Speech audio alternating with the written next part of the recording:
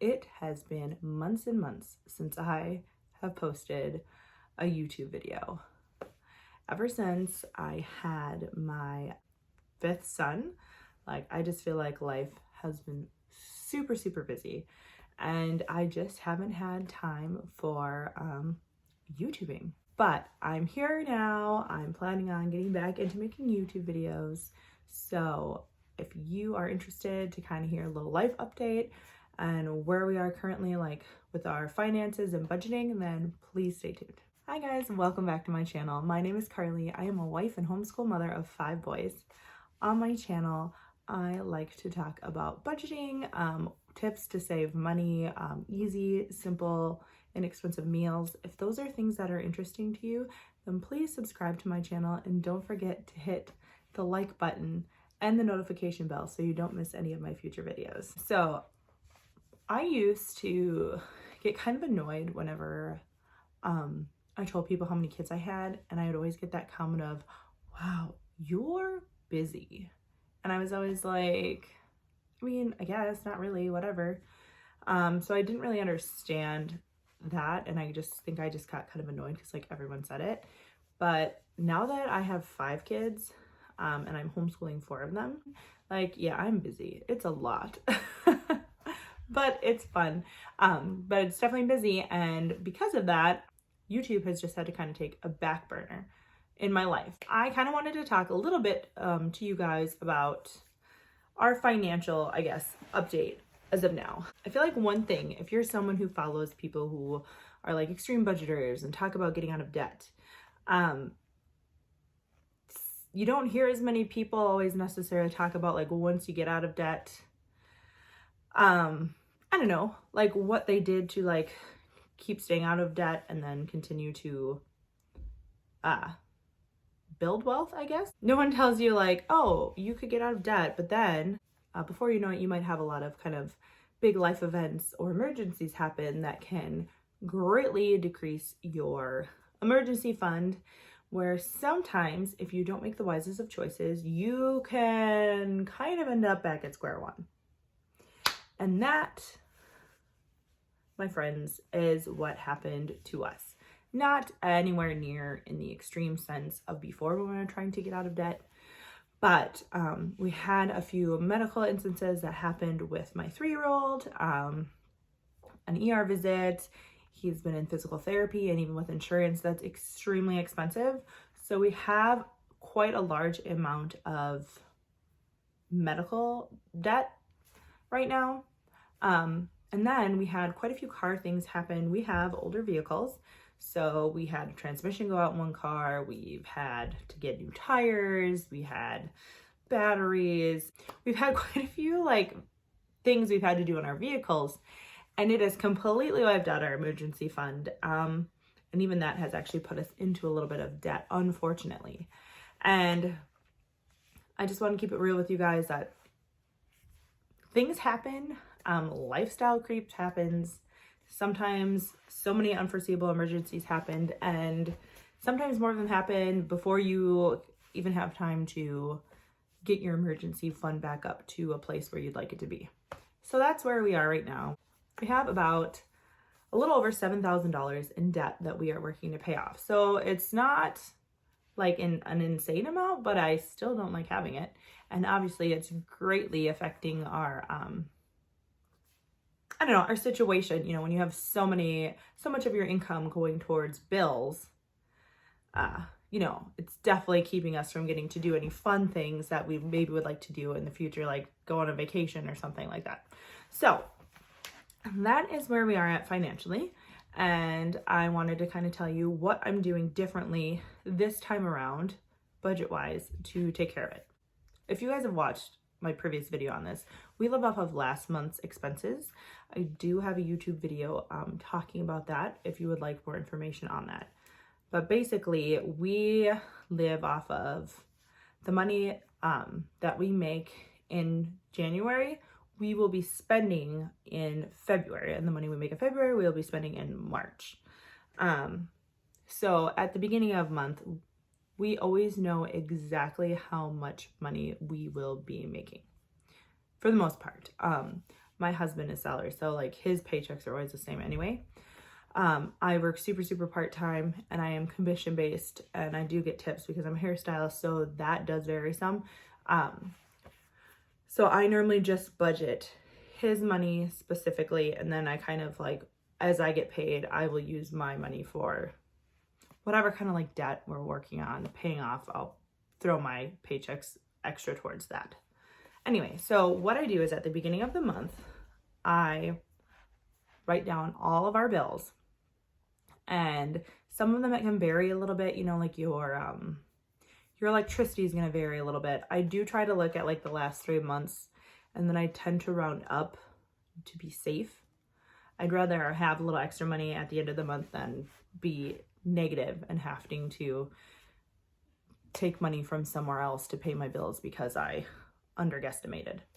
So I subtract all of our bills, which includes gas. I pre-rate kind of what I think we're going to spend in gas. Same thing, I look at kind of the trend of the last 3 months and go off of that, and always kind of round it up to be safe, because you don't want to end up where you don't have any more money left in your checking account and you can't afford to buy gas or feed yourself, right? Those are two very important things, food and gas. So once I deduct all of our bills from our income for that month, whatever is left over, I'm planning on budgeting for February $600 for groceries for the month. I was previously averaging like 700, so I'm cutting it down to 6, and I normally try to budget like $100 per person, but I'm trying to cut it down lower. Last month we lived off of like $100 for the whole month, but I was only able to do that because we did have a very nice stocked freezer. I had gotten some good deals on some whole chicken, so we've been eating pretty much just chicken the month of January, so which is fine. But obviously now I'm going to try and go back to a little higher of a grocery budget, but still less than I was doing in December.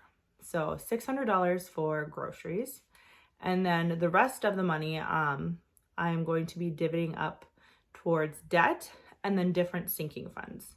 So we have a sinking fund which is specifically just labeled for the house.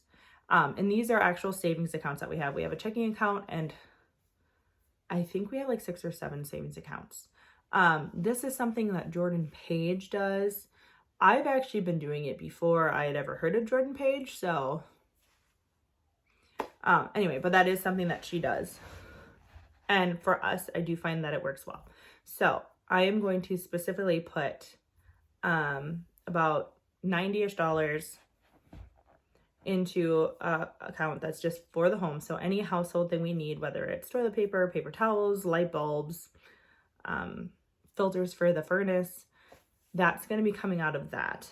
And ideally, if I can be thrifty enough, I would like to watch that sinking fund eventually grow. So if we did have some big thing that needed to be done, like we needed to buy a new water heater, I would like one day to have enough money in that sinking fund that we could just pay for the water heater out of there rather than having to pull that money out of our emergency fund.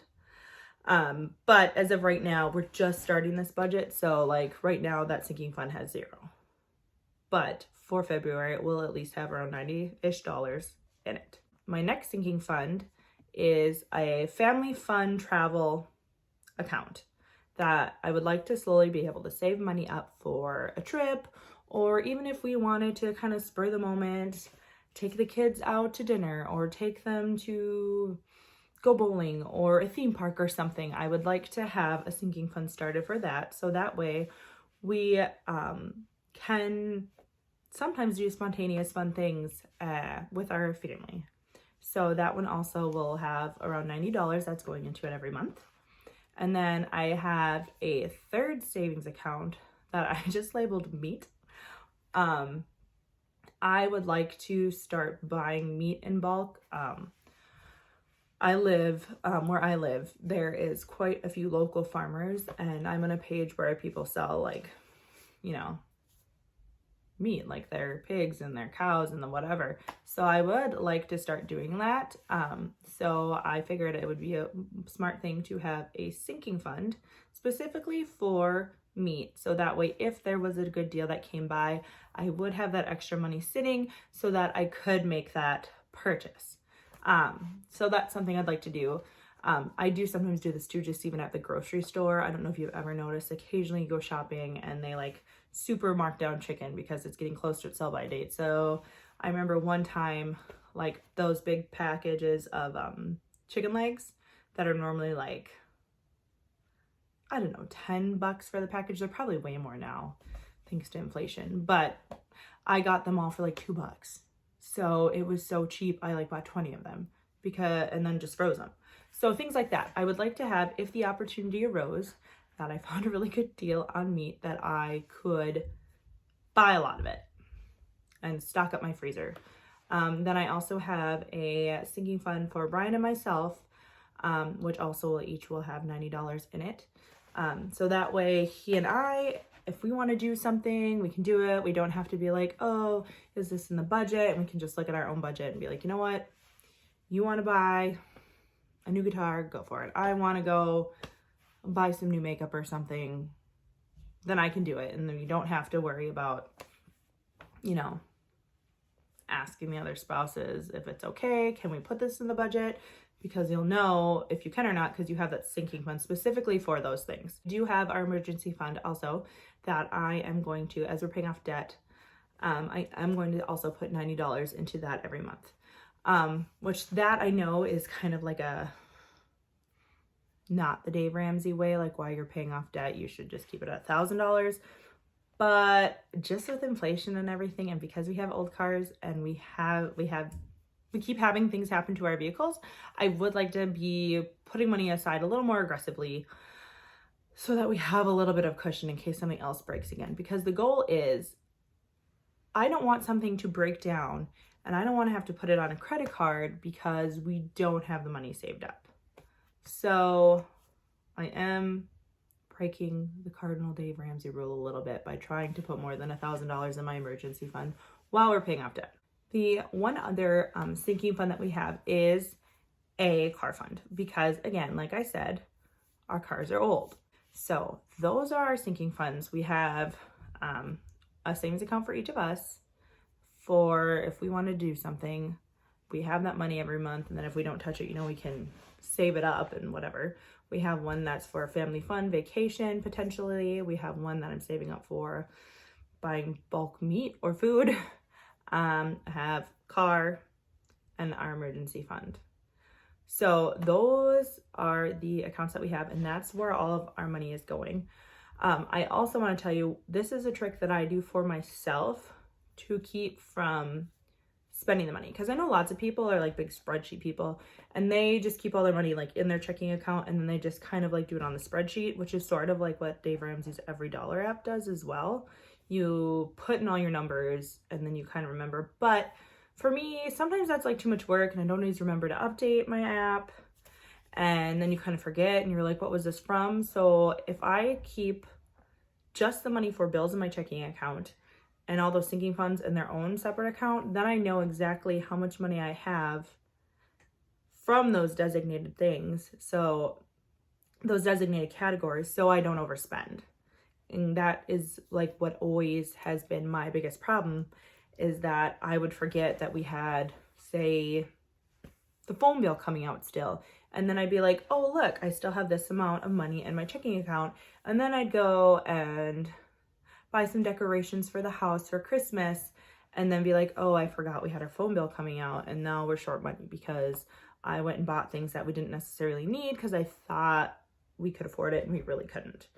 So that's what I do to prevent that. I also pull out the $600 for our groceries. I just pulled out in cash, and that way I know exactly this is how much I have, and I just feel like it seems more real to me. I can track it better that way.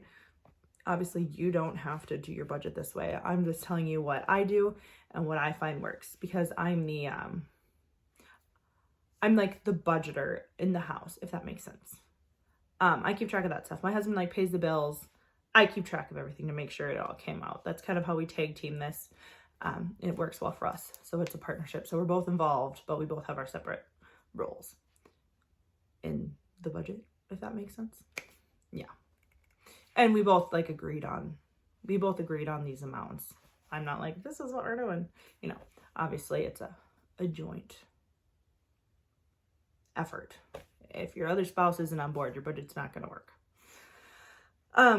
Anyway, so that way, even if I do say like Walmart pickup and I'm like, all right, I spent $100 at Walmart, then I'll just go to the ATM and deposit that $100 so it goes back into checking. So I don't necessarily have to just go to the grocery store and pay with cash.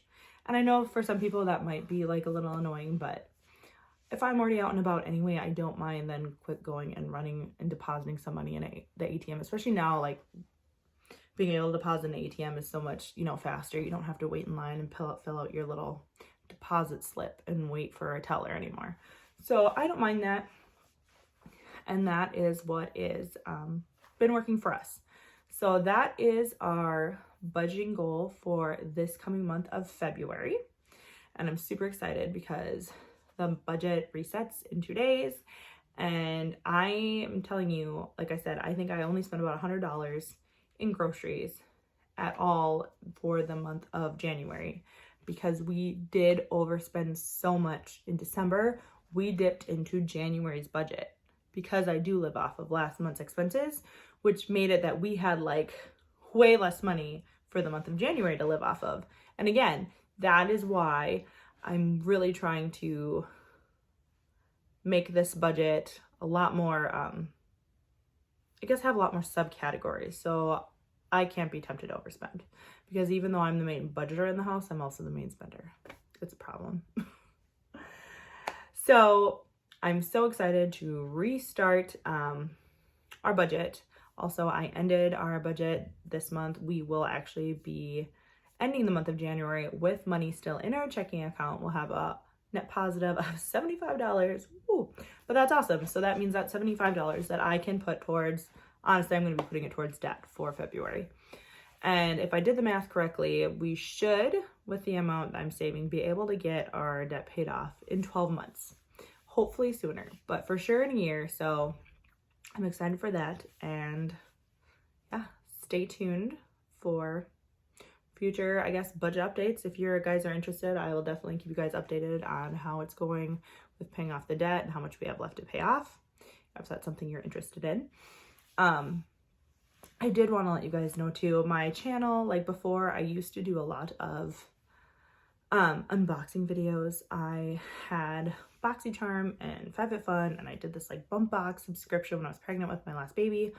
But I've canceled all of those because that's part of what I realized the lifestyle creep came in, and we were like hemorrhaging money from just random little things because you're like, oh, this subscription is $40 every 3 months and this one's $20 every month, and I don't know, it just kind of added up to being a lot. So unfortunately, as of right now, I won't be doing any like unboxing videos. If I ever think of it, I can definitely will maybe throw in a product review here and there if there's something I really love and want to share about it. But going forward, unless circumstances change, my channel is going to be pretty much just budgeting, meal planning, things like that. I may also share some of my gardening things. I got really into gardening last year, and I've been adding on gardening in a way to save money and meal planning for our family. So if that's something you're interested in too, I can definitely share my gardening stuff that I'm doing for this year. Anyway, guys, hopefully you liked the video. It's good to be back on YouTube. And again, if you have not already, please give this video a thumbs up. It really means a lot to me. Bye.